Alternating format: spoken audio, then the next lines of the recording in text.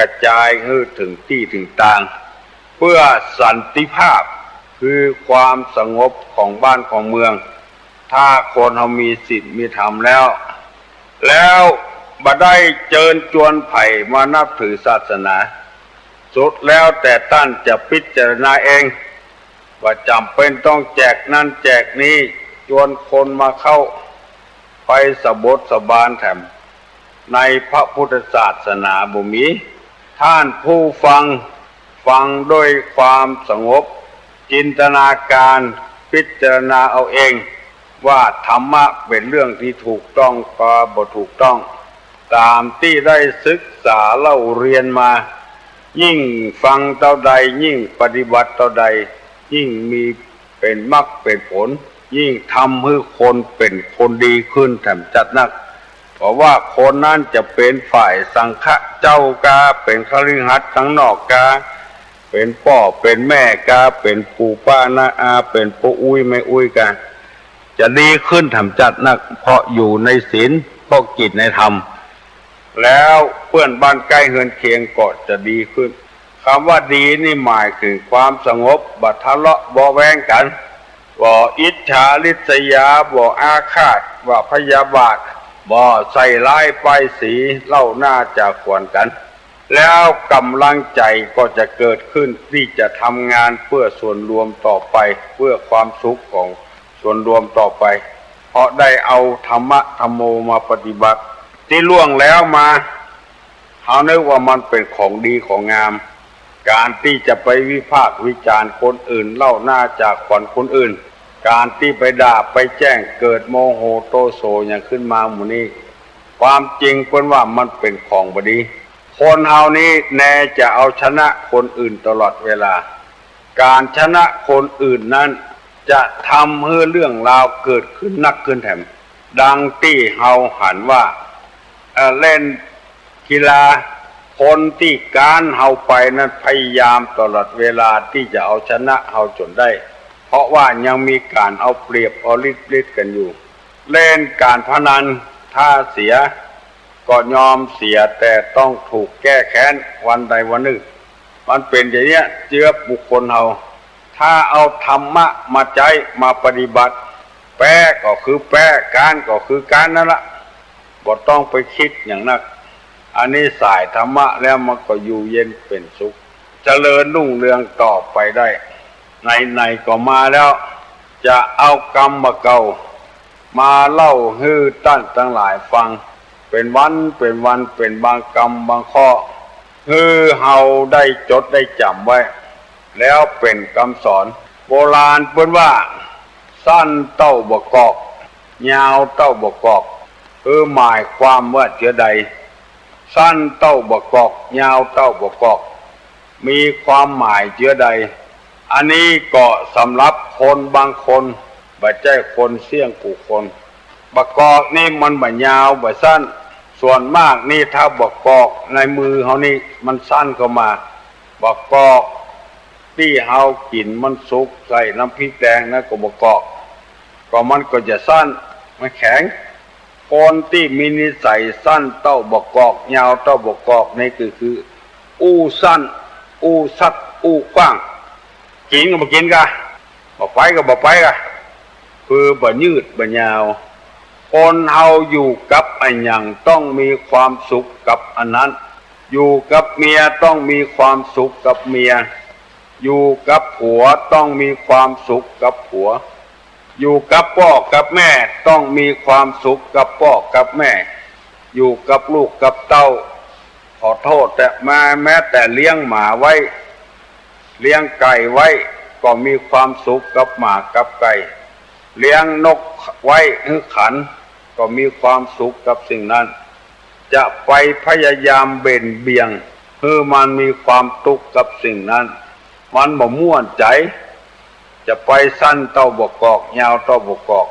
อู้กันก็อู้กันลงทรงกันปอมันม่วนใจแล้วมีความสุขขึ้นจะเป็นลูกดีกะลูกบ่ดีลูกหายกะลูกอะไรอย่างกะเพื่อมีความสุขกับลูกกับเต้าถ้ามันสั้นเต้าบ่กอกยาวเต้าบ่กอกไอ อันยังกูยังมันก็สั้นไปมันก็ยาวไปอันนี้ขอฝากฝังไว้ให้พี่น้องทั้งหลายจดไว้จำไว้เพื่อเอามาเป็นคติเตือนใจอันเนี้ยที่ตุลุงเคยกล่าวไว้ว่าธรรมะนี่คำสอนคนเฒ่าคนแก่นี่บ่มีพิษบ่มีภัยกับตัวกับครอบครัวถ้าเฮายาวต่อกันหายใจยาวต่อกันอู้อย่างอู้กันม่วนจะไปอู้ซัดอู้ฟังในการนี้มันก็จะเกิดความสุขขึ้นมาคนเดียวมันต่างคนต่างอู้ยาวเท่ากันเพราะเหตุที่กล่าวนี้ตุลุงเคยไปได้ยินมาบอกว่าผัวบอกว่าเมียว่าที่อู้คนอื่นนี่จะได้บ่เตื้อ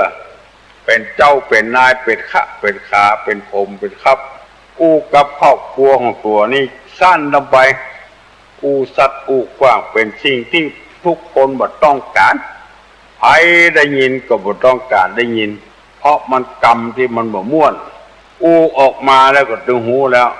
ว่ามันเป็นกรรมสัตว์กรรมกว้างบ่ยินดีซื้อมาเท่าใดนี่3 บาท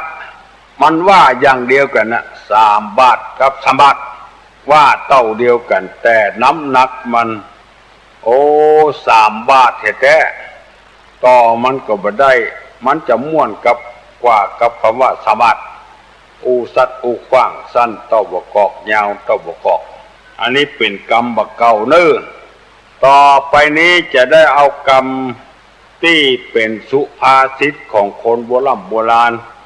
เอามาฝากมาฝังพี่น้องผู้ฟังทั้งหลายไว้เพื่อจะได้เป็นคติเตือนใจโดยเฉพาะอย่างยิ่งผู้นำบ่เป็นไผหมู่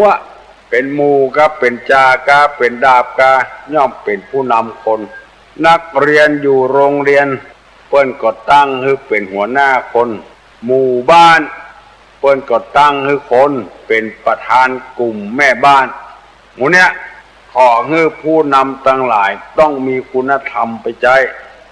ถ้าขาดคุณธรรมแล้วมันจะเป็นบ่ได้เมินเหตุ10 ประการทำให้ผู้นำหายนะ 1. ตาสั้น 2. มันสมองตื้น 3. ตื่นสาย 4. ขายผ้าเอาหน้ารอด 5. ปอดแหก 6. แบกยศ 7. อดบ่เป็น 8. เย็นบ่มี 9. ขี้โอ 10. โตแล้วบ่กว้างขวาง10 ข้อด้วยกันตุลุงออกอากาศได้มาหลายข้อแล้วมาถึงข้อที่5ว่าปอดแหกข้อที่6ก็แบกยศกำยศถาบรรดาศักดิ์กำตำแหน่งไว้เนี่ยอย่างกับว่าเนี่ยคนอื่นทำก็อย่าโดนเป่านกหวีดล้ำหน้าแถมเหมาะ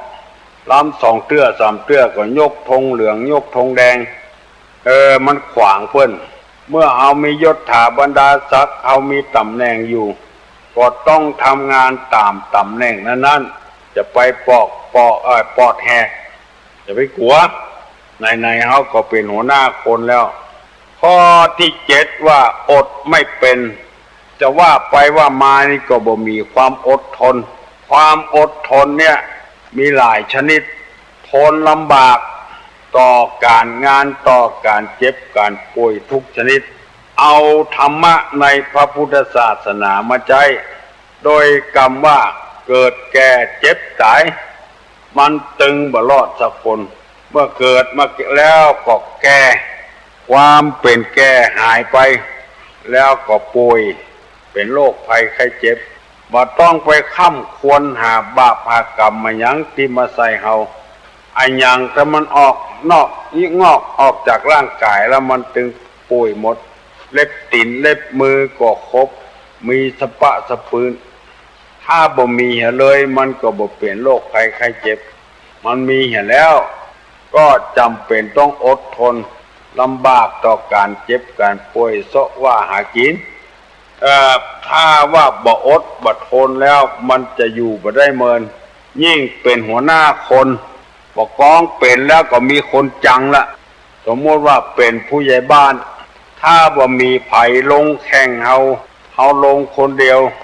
เปิ้นเมาเอาเหี่ยเฮาเป็นผู้ใหญ่บ้านก็หมดเรื่องถ้ามันแข่ง2 คน 3 คนขึ้นไปโดนแล้ว ประกองคะแนนประกาศออกมาแล้วก็โดน2 คนที่สอบตกนั้นว่าเฮ้ยละพวกมากลากไปพ่องใจเงินใจทองพ่องสะปะสะปืนมันจะใส่ร้ายไปสี่เฮาผู้นำต้องระวังดีๆต้องอดทนเฮาไปใจเป็นผู้ใหญ่บ้านเพราะเขาคนนั้นเป็นใหญ่ผู้ใหญ่บ้านเพราะกำบ้านกำเมืองอยู่กับบ้านกับจองผู้นำต้องเป็นคนอดทนไอ้เตื้อไปได้เมียเท่าอย่าเป็นหัวหน้าบ้านโดนเขาว่าก็อดเอามุ่งหน้าทำการทำงานเพื่อประโยชน์ส่วนรวมจะไปหันแก่ตัวไปหันแก่ได้อดทนลำบาก2อดทนตรากตรำข้อนี้หมายความว่าเงียเวียกเงียการบ่ย่านบ่ค้านทำไปอยู่เรื่อยๆอันนี้ก็ห้องว่าอดทนตรากตรำบ่อ้างแดดบ่อ้างฝนบ่อ้างหนาวบ่อ้างร้อนทำตามหน้าที่ของตัวไปอยู่เรื่อยๆผลจะปรากฏขึ้นมาในวันหลังมันบ่ปรากฏก่อนแล้วไปคือพยายามเนี่ยตรากตรำต่อการต่องานมันจะได้นักได้น้อยนั้นไปทำอย่างแต่เฮาต้องฝึกนิสัยเฮาเป็นคนอดทนอย่าไปเกียจอย่าไปค้านทำตามหน้าที่ของไปของมันจะฮือตัวเจ้าพนายไปบกส่วนบกให้เนี่ยการรับจ้างกิ่งเดือนเงินดาวก็ไม่ได้เพราะเมื่อว่ามันผิดที่ศรัทธาขูดหัวขูดกิ้วนุ่งผ้าเหลืองเหมือนโดนยับละมันไม่ใช่ที่ขอฮือทำเป็นตามหน้าที่ของเฮาอันนี้เปิ้นว่าอดไม่เป็นพยายามอดเป็นอดทนลำบาก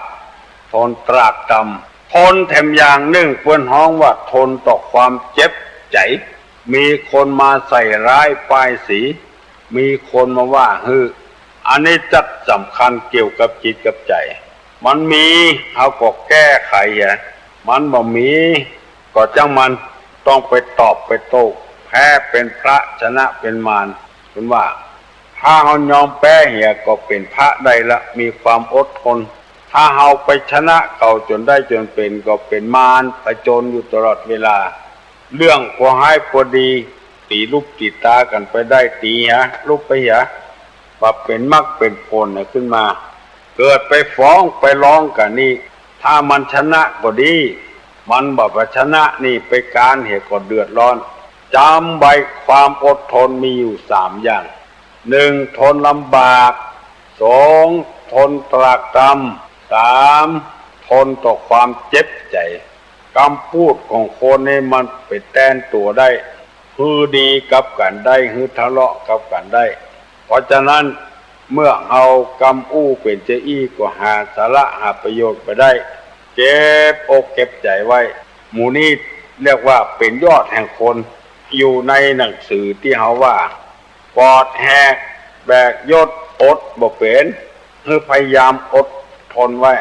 ขันติธีรัสสะลังกาโลความอดทนเป็นเครื่องประดับของนักปราชญ์ภัยไข้เป็นหูคนฉลาดมันเป็นเครื่องประดับของคนที่หูเป็นเจ้าเป็นนายเป็นศาลเป็นทนายอย่างหมู่นี้เป็นต้นต้องอดเอามันถึงจะมีกรรมวิพากษ์วิจารณ์อย่าไปว่าแต่พอออกแม่ออกเลยอยู่บ้านอยู่จองตู้เจ้าก็โดนตู้ลุงก็โดนมาหลายรายแต่เขาอดเอาไว้ถ้ามันเป็นจริงอย่างเขาว่าเขาก็แก้ไขเพิ่นบอกว่าอย่างนี้คนดีนี่แก้ไขคนจันไรนี่แก้ตัวอันนี้เป็นคนจันไร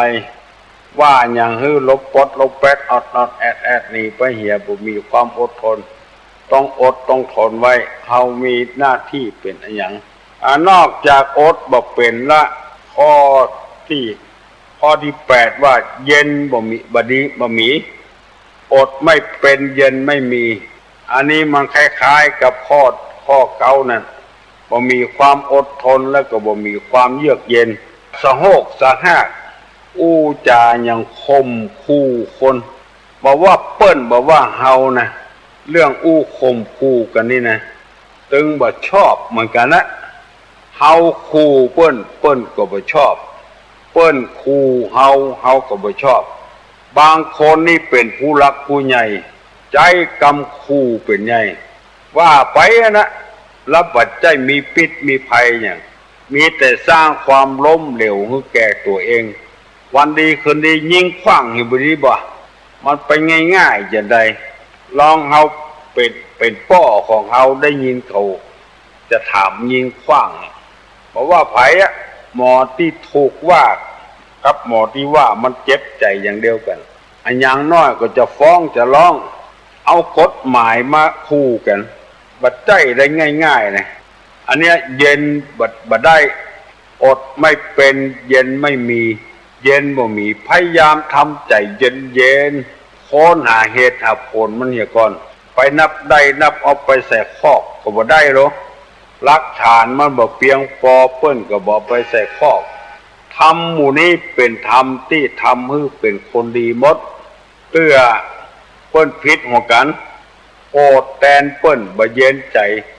เปิ้นจะผิดเปิ้นผิดหัวกันไปเขเปิ้นละกันบ่ฮืออยู่กับกันมันตัดสินปัญหาง่ายลงไปต้องเย็นไว้มีเหตุมีผลเหี่ยก่อนถึงจะละกันได้ต้องเย็นใจไว้ถึงจะขายได้ไปนับได้นับขายเรื่องมีหลายรายเป็นคนใจบ่เย็นที่ตู้ลุงได้รับข้อมูลมาได้รับมรดกจากพ่อเมียแม่เมียจะเป็นที่บ้านก็เป็นให้เป็นนากับหูข่าวว่าได้รับมรดกของพ่อเมียแม่เมียเอาไปขายก่อนนึกว่าได้นักได้หนาแล้ว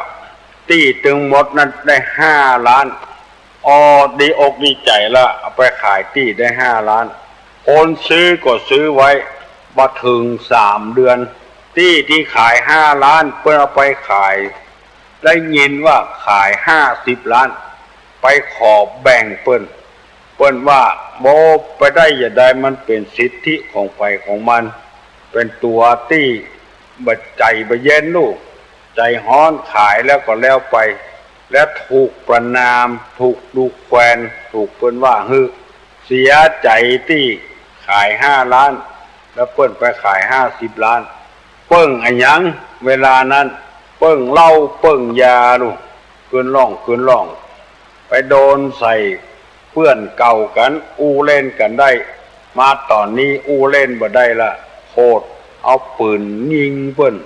แล้วยิงเปิ้นตายแล้วเอาปืนยิงตัวเก่าตายแฮมมันแล้วมันรอดไปเนี่ยอันเนี้ยเขาฮ้องกันว่าคนบ่เย็นคนฮ้อนลำไปใครได้ก็ใครได้บอดเอาจนได้อะบ่มีเหตุบ่มีผลตู้ลุงจะอู้ถึงละอ่อนบ่เดียวใครได้ปวดใจมาเป็นผัวใครได้แม่ยิงมาเป็นเมียบ่มีการปรึกษาหารือคนเฒ่าคนแก่อย่างแล้วเอาใจตัวเองว่าใจบ่เย็นใจฮ้อนเย็นบ่เป็นได้กันกลางต้ากลางตังจนพอมีลูกมีเต้าเอาไปให้พ่อให้แม่เลี้ยงอันเนี้ยบัดหน้าจะเป็นไปได้จะเอาผัวเอาเมียเปิ้นถามคนเฒ่าคนแก่ถามพ่อถามแม่พ่อรักพ่อทานเนี่ยก่อนมันเป็นคนจะได้ถ้าเปิ้นบ่มีเงินเพราะพ่อแม่บ่ได้ทิ้งมรดกไว้ก็ขอให้มีความรู้ที่จะประกอบอาชีพในอนาคตไปหน้ามีลูกมีเต้าก็จะได้เจริญรุ่งเรืองมาท่องมาถามอย่างแล้วใครได้ก็เอากันแล้วใจฮ้อนนำไปใจบ่เย็นก็ใจก็เช่นเดียวกันประทามมาต้นสายปลาเหตุเป็นคนอย่างใดมันมีแฟนมีผัวมาแล้วได้เป็น100 กี่คนแล้วเฮาบ่ฮู้พอได้มาก็มาถึงปีถึงควบคนนี้ละกันเถียเอาเวลาไปเสี่ยงหันจัดนักจะต้องมีเหตุมีผลจะต้องเป็นคนใจเย็นโดนกงไปแล้วก็จัดหลายคนเพราะใจฮ้อนติดคอกติดขังไปแล้วหลายคนก็เพราะใจฮ้อนนั่นเองที่นำมาเสนอนี้บ่ได้ไปว่าฮือไผคนใดคนหนึ่งเอามาเตือนสติกันเมื่อได้หูแล้วก็พิจารณาใจเย็นๆหน่อยเอาไปประพฤติปฏิบัติดูอนาคตมันจะเจริญรุ่งเรืองแจ่มใส อันใดที่ออกผลมาเป็นผลลบก็จะทำให้คนเฮาใจเย็นขึ้นบ่ใจร้อนว่าได้เป็นอย่างก็แล้วไปได้เป็นก็แล้วไปอย่าไปอาฆาตบาดหมางกันเฮาต้องรู้ตัวเฮาอย่าไปใจร้อนใจเย็นๆว่าเฮามีความรู้เท่าใดเฮามีฐานะความเป็นอยู่เท่าใดต้องรู้ตนเองปฏิบัติตนเองมันถึงจะดีจะงามตุลุงจะได้ปั่นปอนให้มีความสุขบานหวั่นใจเน้ออายุวัฏโกธนวัฏโกสิริวัฏโกยัสสะวัฏโกพละวัฏโกวันนะวัฏโกสุขะวัฏโกโหตุสัพพตาทุกขโลกาพญาเวลาโสกาจันตุจุปตวาอเนกาอันตรญาปิวินัสสันตุจะเตจะสาใจยะสิทธิทนังลาพังโสถีปะขยังสุขังพลังสิริอายุจะวันโน